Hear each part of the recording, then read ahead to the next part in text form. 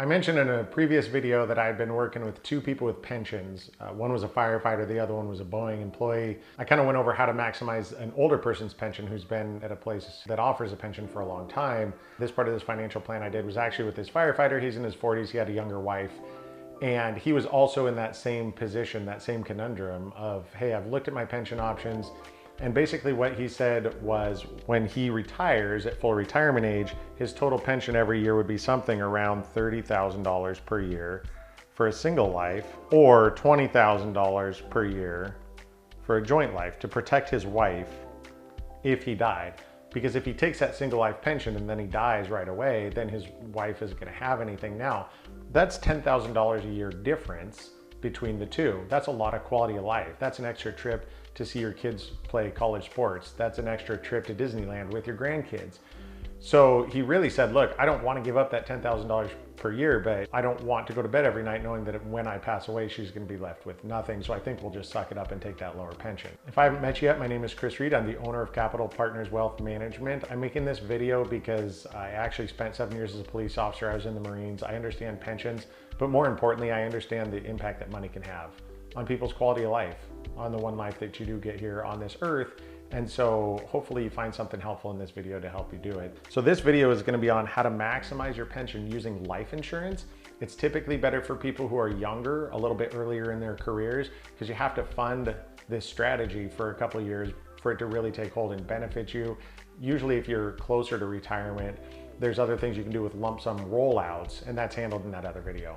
What I came up with for this client was we took this number here and we said, well, if you're gonna go and sacrifice $10,000 per year in retirement to make sure your wife has a pension for life, what if we just took the delta now? What if we took that $10,000 per year now and we paid it into a life insurance contract that never runs out? So not the term life insurance that runs out after a couple of years, after 10, 15, or 20 years.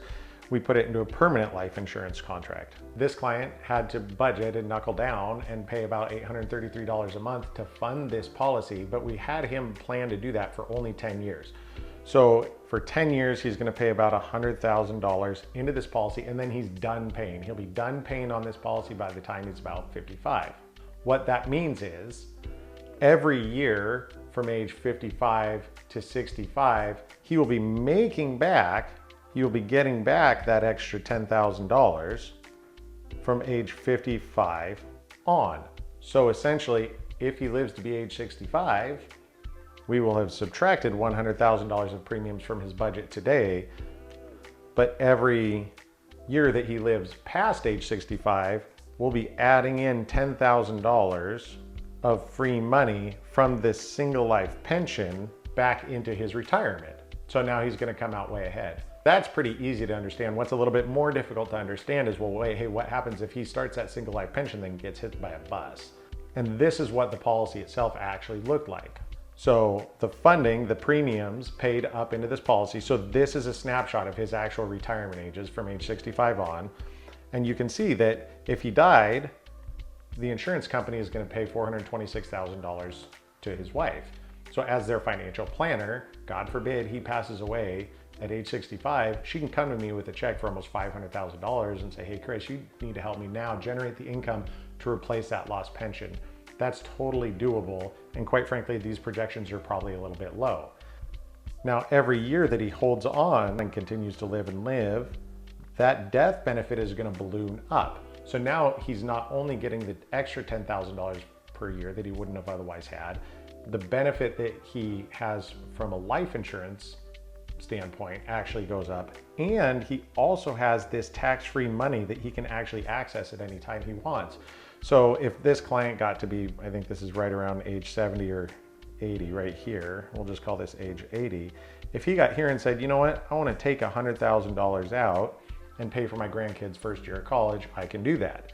Or when he passes away, he'll actually leave his wife, kids, and grandkids, his estate, $1 million tax-free. So we will have essentially turned $100,000 of premiums, money that would have to otherwise go into a taxable investment account, and turn it into a $1 million tax-free benefit for his family if he passes away, or tax-free money if he ever wants to access that cash value and pull it back out.